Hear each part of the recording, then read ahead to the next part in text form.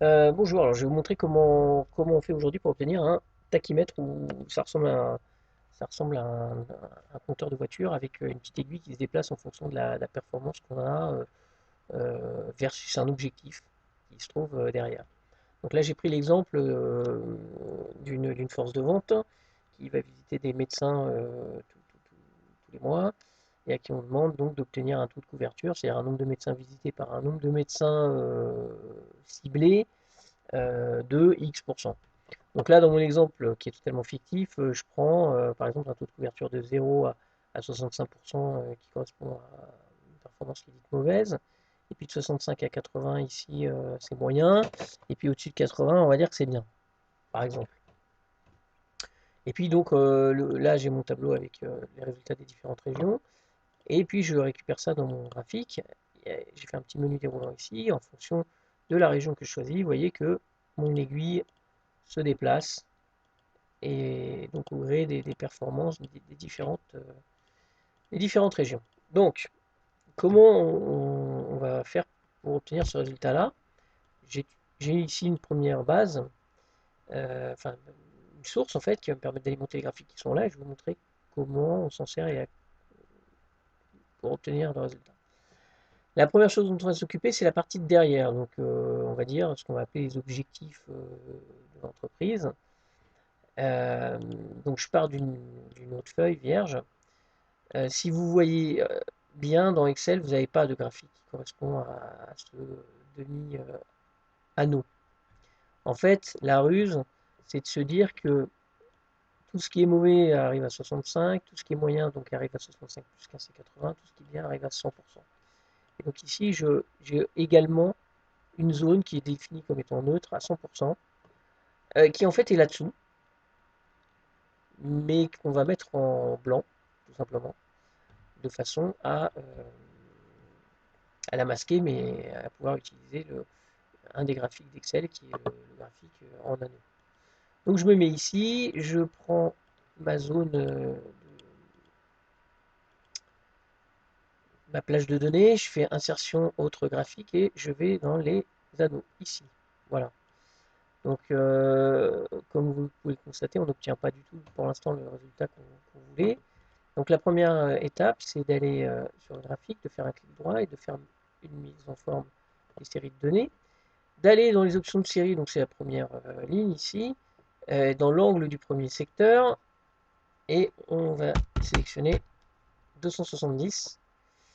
Voilà, et vous voyez que le secteur neutre, celui qui ne sert à rien, il se retrouve en dessous. Et donc à partir de là, bien entendu, on peut faire une mise en forme sur cette partie-là uniquement, et faire un remplissage, aucun remplissage, et on obtient notre fameux demi-anneau. Alors là, on va bien évidemment changer les couleurs. Tout ce qui est mauvais, on va le mettre en remplissage uni en rouge. Tout ce qui est moyen, on va le mettre en remplissage de beige, et puis là, on va le laisser en vert. Voilà, ça, c'est la première étape. La deuxième étape, c'est sur la partie aiguille. Donc là, on va prendre encore un nouveau graphique, sachant que les anneaux, ça ne va pas nous aider, puisqu'on va avoir un positionnement de curseur qui va s'arrêter comme ça. Donc on veut une aiguille qui aille jusqu'en bas. Donc là, pour le coup, on va prendre le camembert classique, on va dire, hein. On va faire la même chose, mais avec un camembert classique. Donc là, comment ça se passe? Ici, on a une source dans laquelle on va mettre une première ligne qui va correspondre en fait au résultat de la région. D'accord? Elle va rester en blanc cette ligne, donc vous allez comprendre pourquoi après.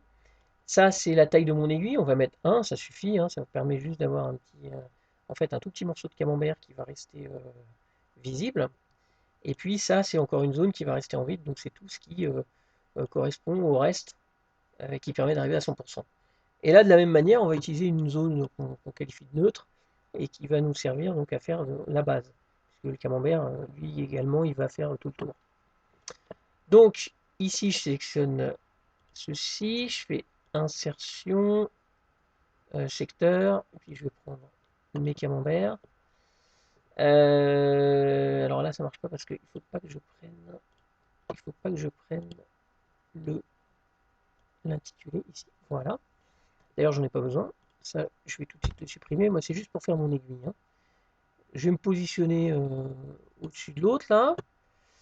Je vais faire donc un clic droit, mettre en forme série de données, même punition que tout à l'heure, hein. Angle du premier secteur, je mets 270. Hop, vous voyez que ma base violette est en bas. Mettre en forme série de données, remplissage, aucun remplissage, voilà. Et donc tout ce qui vous nous intéresser, c'est bien entendu cette petite partie-là. Alors, je vais tout de suite aller la mettre en vert, voilà, vert un peu criard. Et puis les autres, j'en ai pas besoin finalement. Les autres, c'est pareil, je veux aucun remplissage ici et aucun remplissage ici. Voilà, et là j'ai mon aiguille. Ensuite, je retourne sur mon graphique, je fais un format de la zone graphique et remplissage, je mets aucun remplissage. Et vous voyez que mon aiguille ici est venue se positionner. Alors là, aujourd'hui, là pour l'instant, elle n'est pas au bon endroit. Donc je vais m'arranger pour être à peu près en ligne avec mon autre graphique. Donc à chaque fois, vous voyez, je vais revenir ici. Alors ce qu'on va faire, c'est que je vais le diminuer, de toute façon on va obtenir à peu près la même chose. Voilà. Et puis le déplacer ici pour être calé. C'est pas bien long. Encore un petit peu. Voilà. Encore un chouïa. Voilà. C'est à peu près ça. Un peu de choses près. Il est un peu plus grand. Donc je vais diminuer. Voilà, je vais le déplacer. Bon. Enfin, vous voyez, voilà. Là, on est voilà, là, on est bon. Donc, alors après, bien sûr, ce qu'on va faire, c'est qu'on va enlever les bordures. Euh, Couleur de la bordure, aucun trait, fermé, ici. Et, bon, ça, là, je suis sur mon premier graphique. Je vais déplacer ça, je vais le mettre par là, voilà. Donc ici, j'ai mon curseur. Ce qu'on va faire, c'est que, par exemple, le résultat de la région, je peux le déplacer ici. Non, je ne peux pas le déplacer ici, pardon. Évidemment, le graphique ne va pas aimer. Ce qu'il faut faire, c'est donc, ici, c'est la performance de la région. Ici, c'est la taille de mon aiguille. Ici, je vais en fait faire la différence entre 100% et la somme de ce qui est là. Ce qui fait que quand je modifie ici mes éléments, ça se modifie également là. Parce que bien évidemment, ma zone vide qui est à l'arrière de l'aiguille doit évoluer en fonction de ce que je mets comme valeur à l'avant de l'aiguille. D'accord? Donc vous voyez ici que quand je modifie mes données, dans résultat région, ici, euh, le curseur se déplace.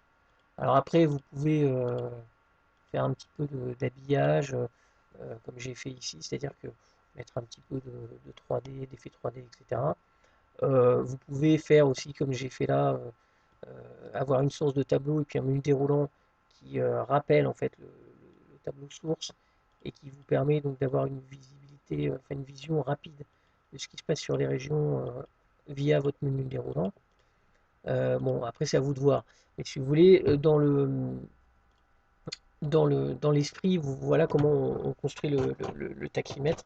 C'est pas bien compliqué, et c'est vrai que ça donne un rendu qui peut être sympa quand on fait des tableaux de bord de performance. Voilà, j'espère avoir été clair et je vous laisse à votre tour tenter votre chance. Merci, au revoir.